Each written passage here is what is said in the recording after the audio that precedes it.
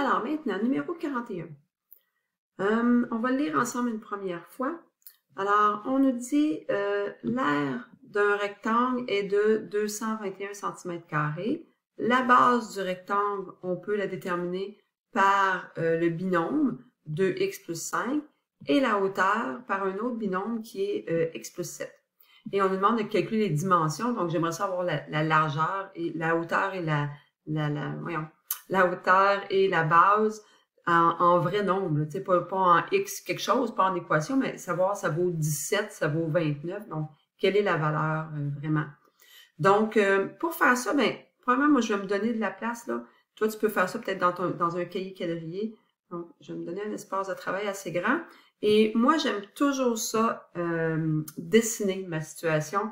Donc, je suis quelqu'un de très visuel, puis ça m'aide beaucoup. Donc, premièrement, on parle d'un rectangle.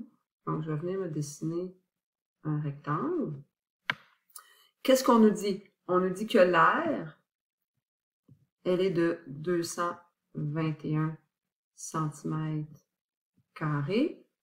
Et on nous dit que la base est désignée par 2x plus 5 et la hauteur par x plus 7. Donc, je commence tout le temps par faire un dessin de, ce que ça, de la situation. Donc, maintenant, il faut voir qu'on est capable de se faire une équation, nous, avec ça. Parce que la base, on a quelque chose pour ça. La hauteur, on a quelque chose pour ça. On sait que l'aire d'un rectangle, c'est base fois hauteur et on a l'aire. Donc, tout d'abord, ce qu'on va commencer par faire, c'est déterminer, j'allais dire nos variables, là, sont un peu déterminées déjà, mais je vais quand même aller l'écrire clairement. Là. Donc, ce qu'on connaît dans notre problème. Donc, je vais appeler ça numéro 1, variable.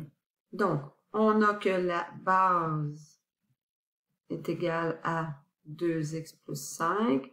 On a que la hauteur est égale à x plus 7. Deuxièmement, on nous parle de l'aire du rectangle. Donc, je vais aller écrire ma formule de l'aire du rectangle. Et je vais aller poser mon équation. Donc, je vais aller dire que 221, parce que c'est ça mon aire, est égal à la base, qui est 2x plus 5, fois la hauteur, qui est x plus 7. Et c'est ça que je veux aller résoudre. Dans le fond, dans un premier temps, je vais vouloir trouver quelle est la valeur de x, puis après ça, je vais être capable de dire, ben, c'est quoi la valeur de la base, puis c'est quoi la valeur de la hauteur. Mais pour trouver la valeur de x, tout d'abord, ben, il va falloir que j'aille calculer ça ici, ça me donne combien? Il y en a qui disent, oui, mais madame, ça, c'est déjà factorisé, fait que je pourrais déjà trouver la valeur de x. Non, c'est pas factorisé. Ben, oui, c'est factorisé, mais c'est pas factorisé égal à 0.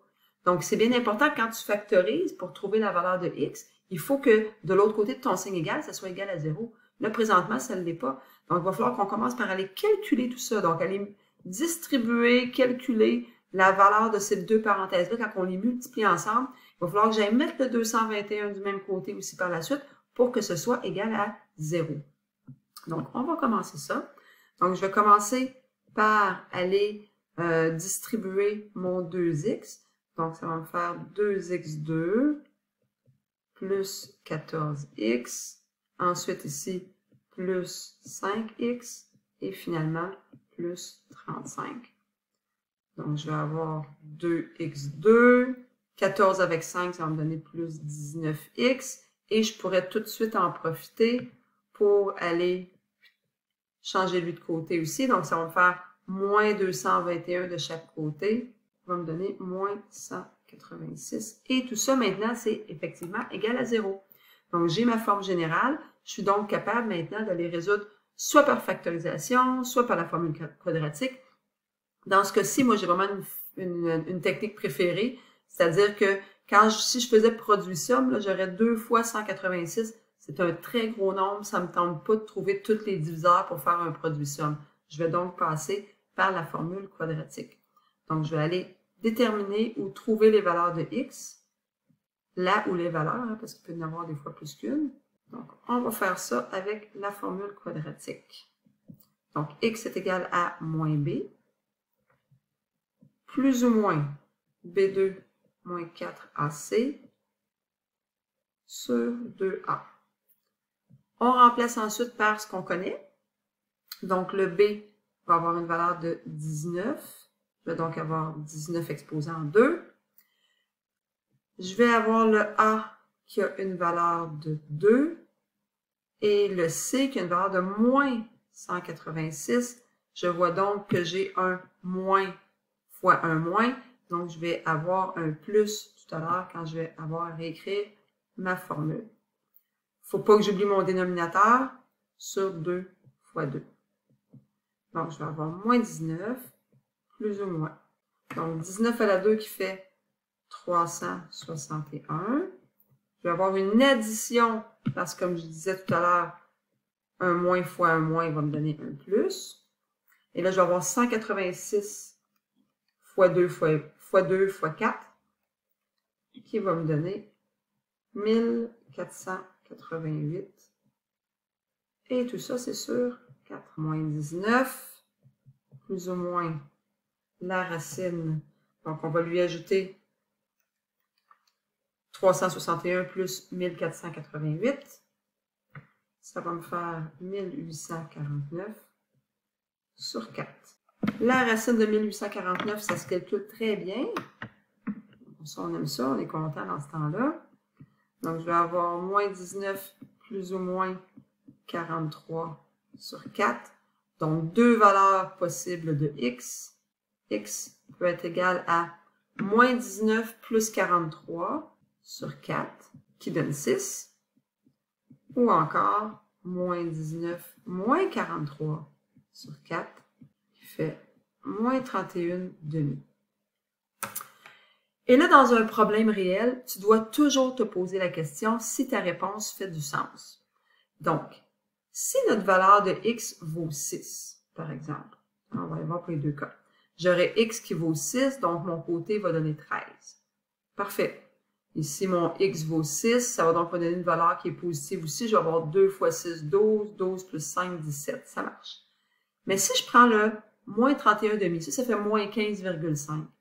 Mais si je prends moins 15,5 plus 7, je vais arriver avec une hauteur qui va être négative. Est-ce que c'est possible dans la réalité d'avoir un rectangle avec une hauteur négative?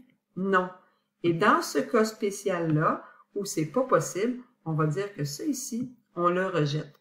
Donc, je vais dire rejet, car côté d'un rectangle ne peut pas être négatif. C'est important de marquer une vraie, une bonne justification, pas juste rejet, pas juste faire un X dessus. Donc, tu dois vraiment expliquer pourquoi. C'est comme ça qu'ils le veulent à l'examen du ministère, donc on va s'habituer comme ça. Donc, étant donné que j'ai une réponse qui est rejetée, bien, il me reste seulement une réponse possible, qui est le 6. Donc, mon problème n'est pas tout à fait terminé. Il me reste à trouver la valeur de la base et la valeur de la hauteur. Donc, la base, c'était 2x plus 5. Ça va donc me donner 2 fois 6 plus 5, ce qui fait 17. Et la hauteur, elle était x plus 7. Ça va donc me faire 6 plus 7, qui fait 13. Donc, réponse finale, je dirais que ma base est de 17 cm et la hauteur est de 13 cm. Et c'est terminé. Donc, tu vois, là, ça va mieux de le faire dans ton cahier quadrillé parce que tu n'as pas assez de place pour le faire simplement dans Objectif.